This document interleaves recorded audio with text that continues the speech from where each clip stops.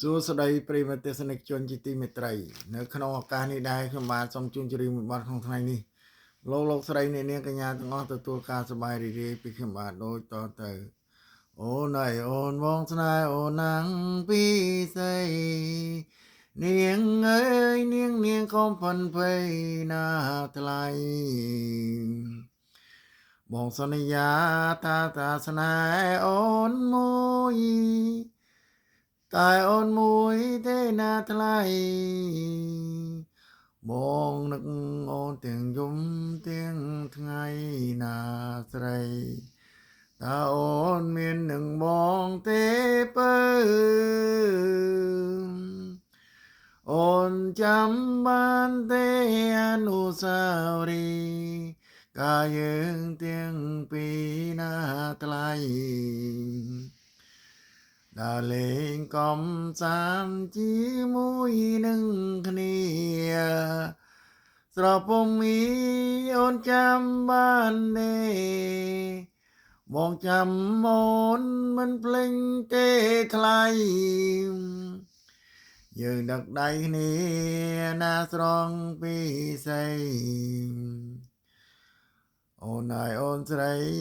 សប្បាយពេញក្រៃអូនអើយអូនអើយអូនស្រី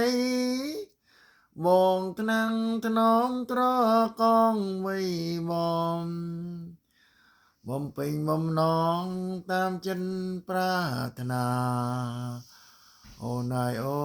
នយើងស្នេហ៍នឹងគ្នាយើងពុំងារបានស្គាល់រងទៀនក្រុមបែបយ៉ាងទាំងងងបងស្រណងមិនភ្លេចបានទេណាស្រី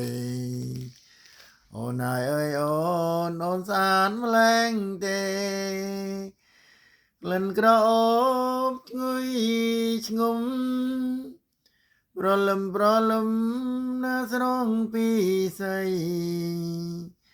អូនអើយអូនបងស្នេហ៍អូនណាំងតែពេលនេះអូនបែរមានថ្មីបងមិនខឹងនឹងអូនទេស្រីធ្វើមិនដេញ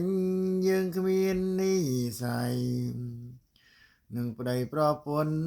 នឹងគ្នាណាស្រីតែចិនស្នេហ៍បងនៅតែស្នេហ៍តែចិននឹងបងនៅតែនឹងរលឹកអូនក្រុមពេលវេលា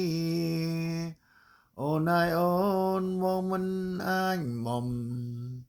ភ្លេចអូនបានទេណាពីស្អីស្រងអើយស្រកែត្រង់មួងស្នេហ៍ដំបងមិនភ្លេចទេ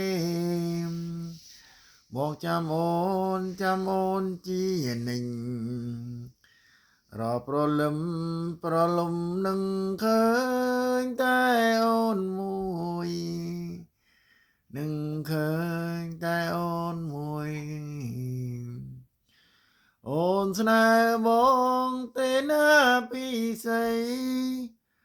បងស្នេហ៍អូនណាពីស្អី